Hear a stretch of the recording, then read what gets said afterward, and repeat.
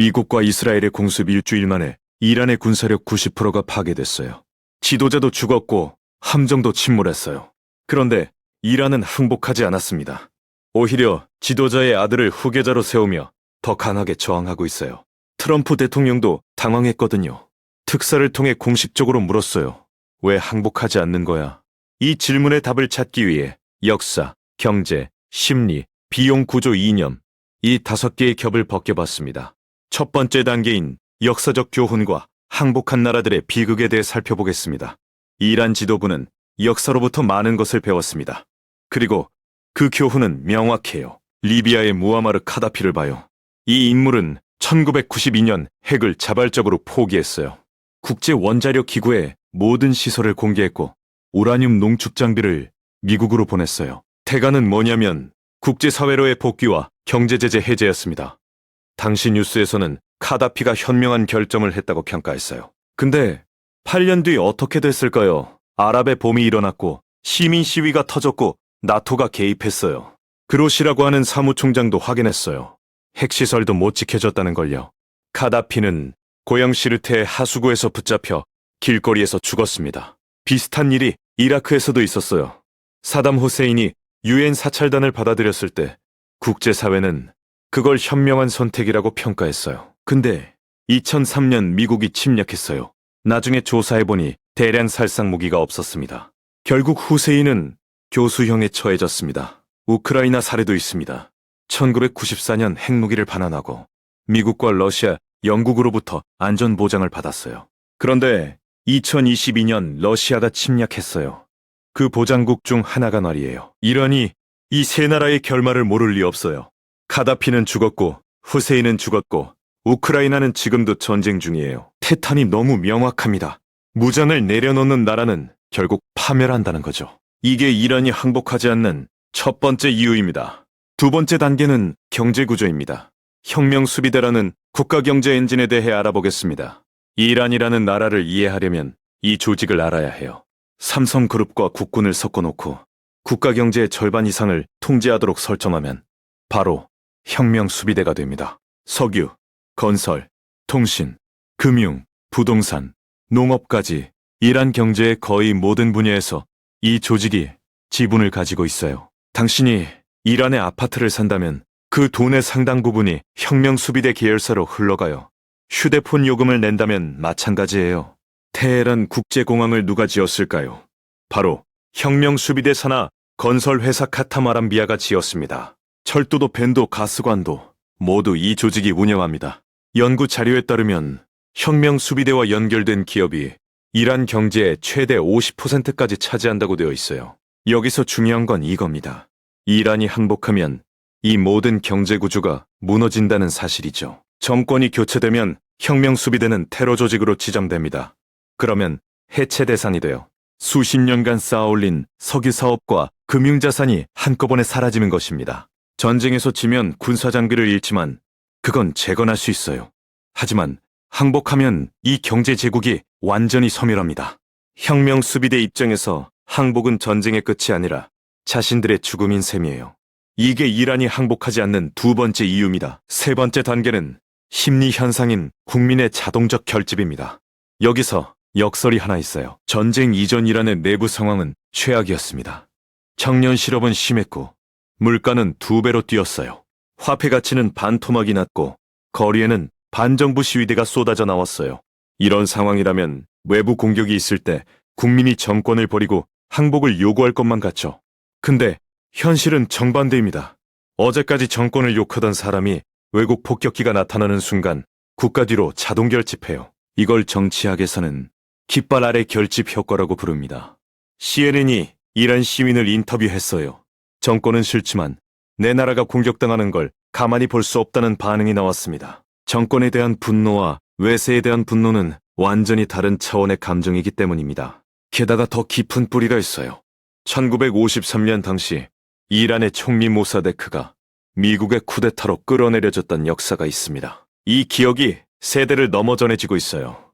지금 미국의 공격은 이란 국민에게 70년 전의 공포를 소환합니다. 반정부 시위에 나섰던 시민조차 외세 앞에서는 입장이 완전히 달라집니다. 정권은 바꾸고 싶지만 그건 우리가 할 일이지 미국이 개입할 일이 아니라는 심리가 작동하는 거죠. 이게 이란이 항복하지 않는 세 번째 이유입니다. 네 번째 단계인 비용 구조와 비대칭 전쟁의 경제학에 대해 수치를 통해 확인해 보겠습니다. 미국이 첫 100시간 동안 사용한 비용은 약 37억 달러입니다. 하루에 약 1조 2천억 원이 사라지고 있다는 뜻이죠. 항공모함 타격단 운용과 동맹국 지원까지 포함하면 실제 비용은 상상을 초월합니다. 반면 이란의 자폭 드론은 한 대에 약 2만에서 3만 달러에 불과합니다. 우리 돈으로 약 5천만 원 정도예요. 웬만한 중고차 가격 수준이죠. 생산 단가는 더 떨어질 수도 있다고 합니다. 미국이 이 드론을 격추할 때 쓰는 미사일은 한 발에 약 400만 달러입니다. 약 55억 원이나 하죠. 드론 한 대를 막는 비용이 드론 가격의 200배에 달한다는 것입니다. 심지어 미사일이 두세 발씩 소모되면 드론 한 대를 잡는데 100억 원이 넘게 드는 셈이에요. 이란의 계산은 간단합니다. 산 드론을 수백 대 날려보내면 미국이 수조 원을 써야 한다는 것이죠. 미국 내부의 여론도 좋지 않습니다. 조사에 따르면 응답자의 60%가 이란 공격에 반대하고 있어요. 찬성은 4명 중 1명뿐이에요. 이라크 전쟁에서 수많은 아들이 죽은 기억이 생생한 미국 국민입니다. 또 다른 중동 전쟁은 미국에게도 너무나 큰 부담입니다. 그리고 호르무즈 해역이라는 강력한 무기가 있습니다. 전 세계 석유의 20%가 이곳을 통과해요. 하루 약 2천만 배럴입니다. 한국의 경우 원유 수입의 70% 이상이 이 해협을 통해 들어옵니다. 이곳이 막히면 유가는 폭등합니다. 배럴당 120달러까지 올라갈 수 있다는 경고가 나오고 있어요. 그러면 당신의 기름값과 난방비, 그리고 택배 요금까지 모두 오르게 됩니다. 이게 이란이 버티는 네 번째 이유입니다. 마지막 다섯 번째 단계는 이념 구조입니다. 반세기 가까이 쌓인 국가 정체성에 대해 알아보겠습니다. 1979년 혁명 이후 이란의 정체성은 단 하나입니다.